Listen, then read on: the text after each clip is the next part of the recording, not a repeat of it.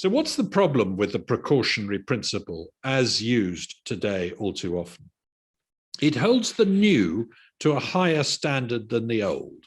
It says if you're going to invent something new, it's got to be perfect. It's got to be innocent. It's got to pass all the tests.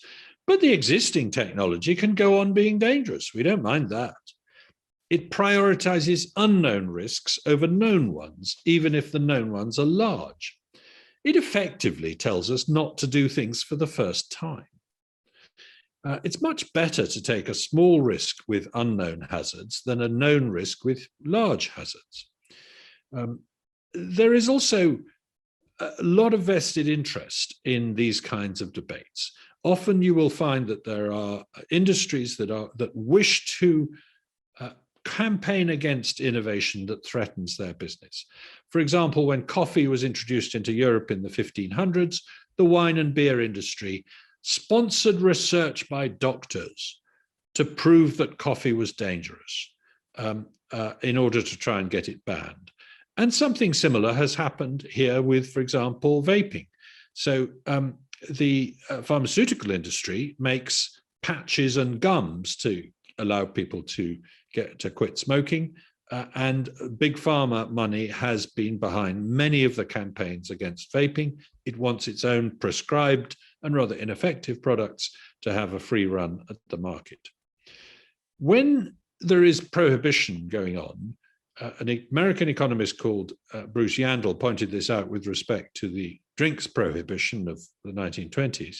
He said you get a coalition of bootleggers and Baptists, people who preach about how dangerous it is and are doing it for moral reasons, and people who actually are going to make so much money out of smuggling that they kind of enjoy the fact that it's illegal.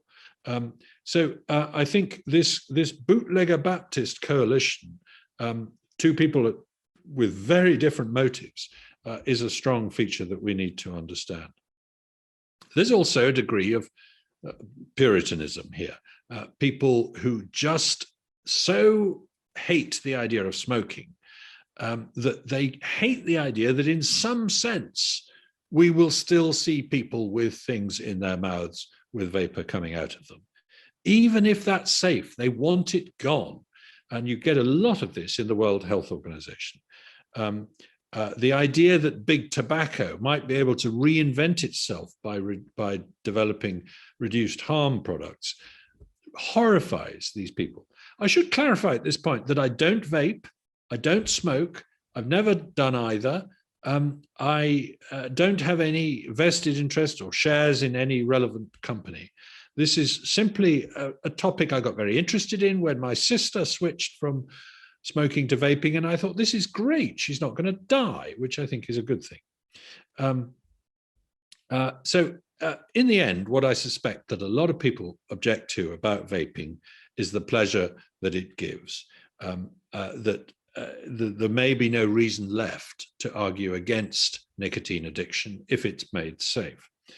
It reminds me of the fact of the joke that a Puritan is somebody who lives in fear that somebody somewhere might be enjoying themselves.